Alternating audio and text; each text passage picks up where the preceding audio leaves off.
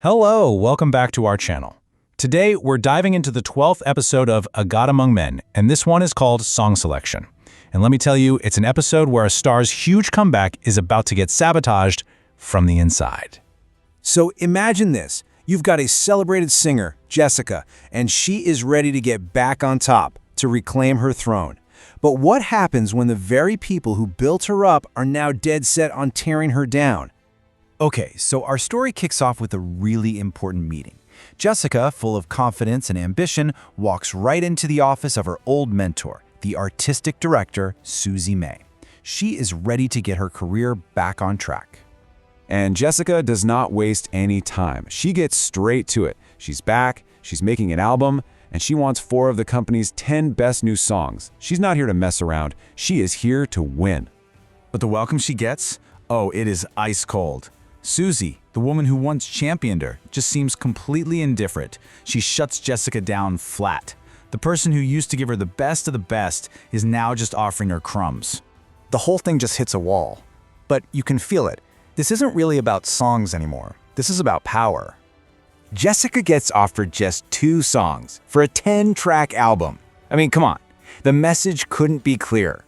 She is not a priority anymore. And this feels less like a business move and more like a personal slap in the face. And then, just when things are at their most tense, a new player enters the game. Chad Willington, the son of a super powerful executive.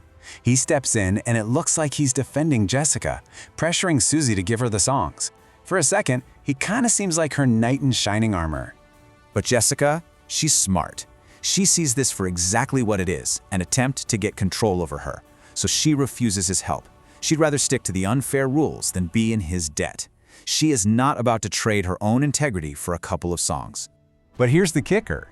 The second Jessica leaves that room, all the masks come off, and we get to see the true, ugly agenda at play. Chad's whole charming act, it just vanishes. He reveals his real motive. He's intrigued by what he calls her arrogance, and he wants to break her spirit. This was never about helping her. It was about owning her. And this is where the betrayal gets deep. Susie admits she was lying the whole time. None of the top 10 songs were actually assigned to anyone. It was all a twisted little test set up by Chad. And now, because Jessica defied them, they decide they're going to actively sabotage her comeback. So while this is all going on behind her back, Jessica and her friend Flora, completely unaware, start the awful task of trying to find music for her album. They just think their options are limited. They have no idea they're being set up to fail. And the search is just a soul-crushing grind. Jessica and Flora spend hours and hours sifting through hundreds of songs, and they find absolutely nothing of value. Even the 2 songs Susie offered them turn out to be garbage. With every hour that goes by, their hope just starts to fade.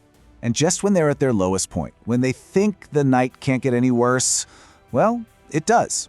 They run into the company's hot new rising star, a singer named Roxy Rhodes, who, surprise, surprise, is Chad Willington's new project. Roxy, who's now on Chad's side, wastes no time rubbing her success right in Jessica's face. Her friend announces that Roxy got the very songs Jessica was just denied.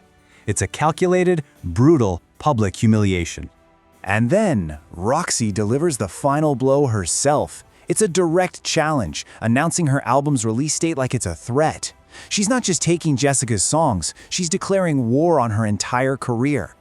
Now you'd think this would be the thing that finally breaks Jessica, right? Nope. The betrayal, the public taunt. Instead, it ignites a fire inside her. This is where she decides to make her stand. This is the moment a victim becomes a warrior.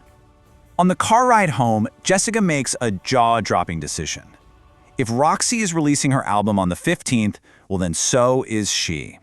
It is a direct declaration of war, pitting Roxy's industry-backed hits against, well, whatever scraps Jessica can pull together. And right there, in that moment, her quiet determination hardens into a promise. She is done playing by their rules. She's not just coming back for her career anymore. Oh no. Now, she's coming back for revenge. So now Jessica is completely backed into a corner. She's got no hit songs, no support from her label, and a full-blown conspiracy working to make sure she fails. She has just 2 weeks to create a masterpiece out of nothing and go head-to-head with the industry's new golden girl. The stage is set for an absolutely impossible showdown. If you like the story, please like and share it, and subscribe to the channel to watch future episodes. Thanks for watching.